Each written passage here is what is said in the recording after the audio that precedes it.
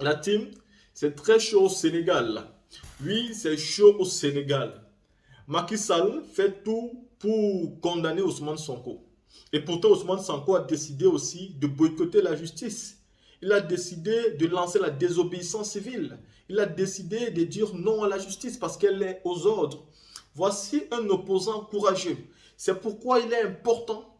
de comprendre le parcours d'un opposant. Macky Sall va perdre cette élection et le prochain président du Sénégal, c'est Ousmane Sonko. Pourquoi? Parce que Ousmane Sonko est dans la vérité. Macky Sall a vite fait d'oublier son passé. Oui, il faut rappeler à Macky Sall qu'il y a de cela plus ou moins 10 ans, il était en train de combattre Abdoulaye Wade. Macky Sall avait comme slogan non au troisième mandat. Je répète, Macky Sall avait comme slogan non au troisième mandat. Aujourd'hui, Macky Sall se constitue en celui-là qui veut briguer un troisième mandat. Il veut faire un forcing parce que son collègue,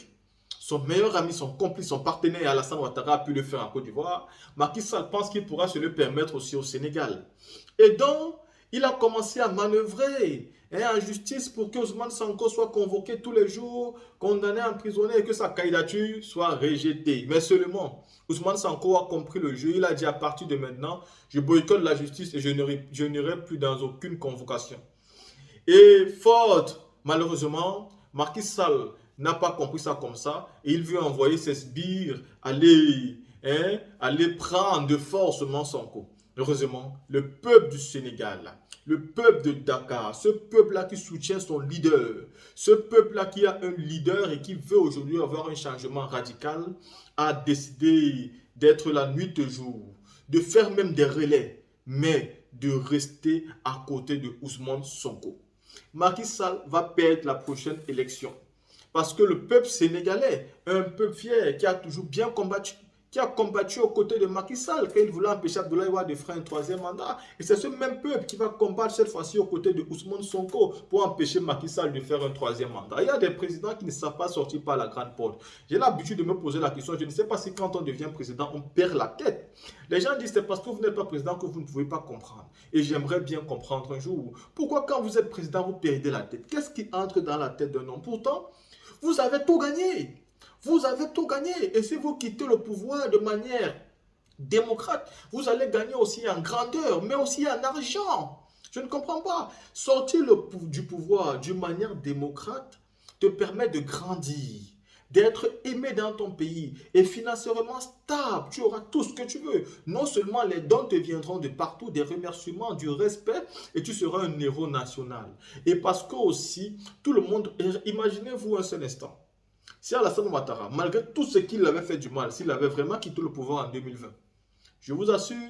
il aurait tiré un coup de maître à toute l'opposition ivoirienne. Et c'est lui qui aurait gagné. Oui, il aurait gagné s'il avait quitté comme il voulait là, pas comme il voulait, comme il marmaillait. S'il l'avait fait, c'est lui qui aurait gagné. Malheureusement, il a fait une marmaille pour rester. Aujourd'hui, c'est-à-dire où est-ce qu'il en est? Et il va regretter. Ce troisième mandat qu'Alassane Ouattara a fait, c'est le mandat de son échec. Il pense aujourd'hui qu'il a réussi, il a gagné, que tout ça va, mais non. C'est ce mandat qui va tirer Alassane Ouattara vers une chute où il ne pourra plus jamais s'en remettre. Et Macky Sall est en train de faire la même erreur et il va perdre. Parce que contrairement au peuple ivoirien, quand même, le peuple sénégalais a une détermination qui ne dit pas son nom. Et je sais que Ousmane Sonko sera le prochain président. Là, je vais vous mettre quelques images ici d'Ousmane Sonko et de la situation viable à l'heure actuelle au Sénégal. Mbaki, on s'est beaucoup battu pour un projet. Le projet boobu mooy sauver le Sénégal. Ay at juróom-ñeenti at ñuy xeex joxuñu nit xaalis sàcc ñu xaalisu réew mi joxe ko digguñu nit ñi lu amut waaye dañoo bokk ak yéen ay xalaat ci li war a defar réew mi jële fi nger ak sàcc xaalis jële fi nooteel gi nga xam ne noot nañ ko Sénégal dog jag mbuumu jaam gi delloo si alal réew mi ci réew mi séddale ko ci séddale bu maandu lii lenn la ci suñu projet bi ñu boole ñun ñëpp ñu koy xeex biñ koy door matuñu woon fukki nit di waxtaan ak sénégalais yi ngeen koy gëm ba tey mu yegg si fii nga xam ne ñun ñëpp xam nañ ne bu ñu demee 2024 gannaaw yàlla kenn mënuñu tere jël réew mi réew dafay torlu à des moments historiques boobu la ñu toll dafa am moment yoo xam ne le peuple doit prendre son destin en main yeneen réew yu ko def gënuñu ñu wallahi yéen laa koy wax la jeunesse 2024 ñu soppi réew mi 2024 changement commencé fi ba faw 2024 yorin gu ñaaw gi ñu yor réew mi jóge fi définitivement. Padoa en feu.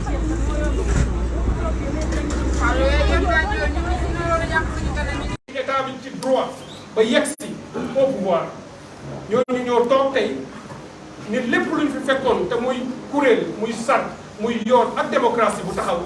danañ ko yàq daaneel ko pour fexe ba ñoom kenn du leen mën a remplacer lu dul moom mi ko bëgg te bëgg def 3e mandat mu def ko wala mu tànn keneen ku ko neex mu defal ko waaye moom mu bëgg itam ku ko neexul wala ku mu bëggul nga remplacer ko ci opposition mu faagaagal la yàq la dàq la tuumaal la taqal la tëj la bu ko mënee loolu mooy taxawaayu kii di président Macky Sall ci réew mi loolu nag bu amee cim réew taxaw dafay daal di jot fii ñu nekk di Ziguinchor kii ñuy wax Ousmane Sonko mu ngi fii di leader de l'opposition sénégalaise du lu ñuy laam-laamee démb ak barki démb lépp lu Sénégal soxla ci taxawaay ci xeexal ko ci démocratie ci état de droit ak république bi mu duggee ci politique ba léegi mu ngi ciy def képp lay kattanam ànd si ak ñii nekk ak moom di ay ngor ñu ànd ci politique ànd ci ngor nekk ay alliés lépp lu mu laaj ñu def ko te dara waralu ko lu dul taxawal réew mi taxawal Sénégal taxawal Sénégalais yi mu def ci sacrifice bu nekk li Ousmane Sonko daj ci politique bi mu ci duggee léegi ñu de fekkeewuñu la nekkoon 1960 wala avant loolu wala la ca topp waaye du ma ni amul mais ñun gisuñu ko politicien bu daj lu toll noonu ci diir bu gàtte noonu amul lu ñu ko bàyyi ci déstabilisation psychologique personnelle ci agression physique ci intimidation ci persécution moom persécution partem persécution njabootam persécution mbokkam ay am di jamam bàyyiwuñu kenn loolu lépp dund na ko démb ak barki démb di ko dund tey stoïquement avec dignité ñoo ngi dégg ñuy laam-laam yi di wax naan Ousmane Sonko nga Ziguinchor dafa bëgg a soustraire à la justice dafa bañ a wuyu ji justice dafa bëggul wormaal institution yi dafa bëgg toog fii laqatu fi bañ a dem Dakar ndax bëggul ñu juger ko en tant que citoyen waaye kuy waxal yàlla kuy waxal dëgg ku suivre Sénégal ni mu doxe ku suivre taxawaayam donte bëgguloo ko donte àndoog moom war nga koo nangul ni képp ku ni dafa bëgg a soustraire justice wala dafay daw bu ñu ko woowee du ñëw waxaloo yàlla wala waxoo dëgg ndax les faits sont têtus bu ñu remonté ba mars 2021 bi lii amee honorable Aïda Mbodj yi nii toog ñu jóg sos kuréel bu tudd M2D ni lii ñu ko bëgg a def du moom rek lañ ko bëgg a def démocratie Sénégal lañu bëgg a nërmeel ñu taxawaay bi ñu waroon am justice convoqué mu ni député laa du ma dem te génnewuñ sama malaanum kiiraay bu député te amoon ci dëgg Aïda Mbodj mi dina ko confirmer fi nit ñi jógee partem jóg wax ak moom ñun ay alliés jóg wax ak moom ay avocat wax ak moom askan wépp wax ak moom ne ko ñëpp yow lañu àndal demal rek nga wuyu ji bu leen may li ñu bëgg dafa déggal askan bi dafa bëgg jàmm bëgg daal ci réew mi mu dem répondre ca woote bañ ko le 3 mars 2021 mu ne ci yoon wi ñoom ñu gazé ko bloqué ko violenté ko jàpp ko yóbbu ko gendarmerie section de recherche ba loolu weesoo bépp convocation bu ñu ko fi convoqué moom Ousmane Sonko dem na ci ñetti weer convoqué nañ ko ci juróom-ñaari yoon amul benn bu mu ci dem yéen a ngi fàttali ko bi ko juge d'instruction woowee dem na wuyu ji ko bi ñu ko woowee confrontation dem na wuyu ji bi ñu ko woowee ci procès yii ngi tegaloo yu Mame Mbaye Niang dem na wuy ji amul benn bu mu ci demoon à part bi nga xam ni toj nañu oto sonnal ko gazé ko ba ñu naan defal nañ ko substance toxique boo xam ni jàpp na nañ ni mën na sax am njeexital bu bon ci wàllu santé mu tëdd ci lalu hôpital ay médecins génnee certificat médical ñu ni kii mënul wuyu ji justice jour boobu ñun ñii ñu ngi ci biir salle bi toog jour boobu rek la fa ñëw à part ça saa yu ñu ko mësee woo dem na wuyu yi waaw ku def loolu qui peut le plus peut le moins koo xam ni saa yu ñu la woowee dem nga wuyu ji ñi naan wormaaloo justice waxuñu dëgg ñi naan bëgguloo ñu jugé la waxuñu dëgg ñu naan bu la tribunal woowee doo dem waxuñu dëgg la vérité et les faits sont têtus mooy saa yu ñu ko woowee dem na waaye bu fekkente ni bu ñu la woowee saa yooyu génn xanaa nga nekk sax sur homme man Ousmane Sonko je me demande comment il fait pour s'en sortir ba stable ba garder son équilibre yàlla may na ko ci côté boobu parce que bu fekkee boo génnee sa njaboot say doom say soxna lu ñu tuuti tuuti ñu barricade sa koñ ñëw sa kër salfaañe quartier bi say doom du ñu jàngi sa yaay du nelaw say mbokk du ñu nelaw sonnal képp koo xam ne nii bëgg na la loolu daf koy dund saa yu ñu ko convoqué saa yu ñu ko convoqué mu dugg ci otoom di dem ñu gazé ko lacrymogène ak danger risque yi ci nekk ak mettit bi ci nekk bloqué ko ci corniche bi cassé otoom vitre yi mënoon na daanu ci kawam gaañ ko lor ko humilier ko la ñu bëggoon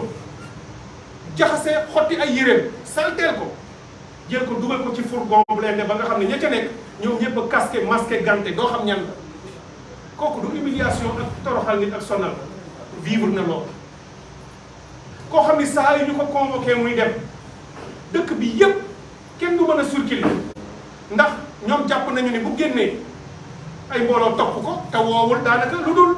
sama partisan damay dem justice procès yépp c'est des procès publics ku mu neex ñëw booy xool dans l'histoire président Abdoulaye Wade ñun am na lu ñu ci fekkee tuuti saa yu ko justice ma see convoqué président Abdoulaye Wade jóg képp ku ko bëggoon ak kuy sympathisant ku ko xam da nga daan jóg gunge ko mu dem loolu ka fi nekkoon président à l'époque daanaka ko toléré Abdoulaye Wade di ko def bi fi Abdoulaye Wade jógee bu ñu jëlee rek moom président Macky Sall bi ñu ko fi woowee muy dem wuyu prison police centrale à Dakar dafa jóg jaar Sandaga amul woon mbooloo amul woon nit moom ñu ko topp ci parteem waaye fa la jaar taxan na fa tuuti la ba fa am akas néew ñu topp ko mu dem wuyu ji Abdoulaye Wade toléré ko waaw pourquoi mu ne bu woowee Ousmane Sonko bu jógee di wuyu ji te di leader politique ay nitam bu ñu jóg topp ko gunge ko bu ñu bëggoon jàmm dina souffrir ni leader de l'opposition la bu jógee di dem ay nit danañ ko topp mu bàyyi ñooñu ñu dem parce que Dakar waa yi Sénégalais yi comprendre nañu ni loolu bu dee am ci dëkk bi ci benn matinée mën nañu comprendre ni circulation bi mën na perturber ba bis boobu jeex parce que c'est pas n'importe qui va répondre à la presse loolu nag bu ko dee dund ñu bëgg ñun firndeel Sénégalais yi ni en aucun cas et en aucune manière et kenn du dégg ñu ne la Ousmane Sonko nee na lii bu ñu ko ci wooyee procès suba bi du ñëw au contraire bi mbir mi amee ba léegi mos ngeen ko dégg mu naan je veux que procès am je veux que procès am yàgg na ko wax waaye bu fekkente ni nit ki garantiruloo ko un minimum de sécurité physique sécurité morale sécurité judiciaire moo xam ne bu génnee nga lor ko physiquement boo ko yóbboo ci kii doo respecter ay droit da nga salfaañe justice pour condamner ko pour toroxal ko joxuloo ko benn possibilité joxuloo ko benn option pour mu ñëw taxaw nag benn doomu aadama nag bëggul ñu lay toroxal bis bu nekk di la sonnal di la violenter di la gazer di toroxal sa famille foofu la Ousmane Sonko toll ak état bi di Sénégal du ma wax sax état bi mais Macky Sall mi nga xam ne moo nekk à la tête de l'état te jàpp ni moom mooy l'état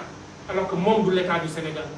c'est le président de la République ci moment bi ñu ko élire bu moment bi ñu ko élire jeexee dafay dem yoonam lii mooy li fi xew du leneen Ousmane Sonko bépp leader bu toog fii dinañu jël parole ñoom ñëpp ñu wax ak ñi fi nekkul te bëggoon fee ñëw ñoo koy apporter un soutien ferme un soutien déterminé et un soutien permanent ci lii mu nekk te ñu xam ne du dëgg du yoon teguwul ci benn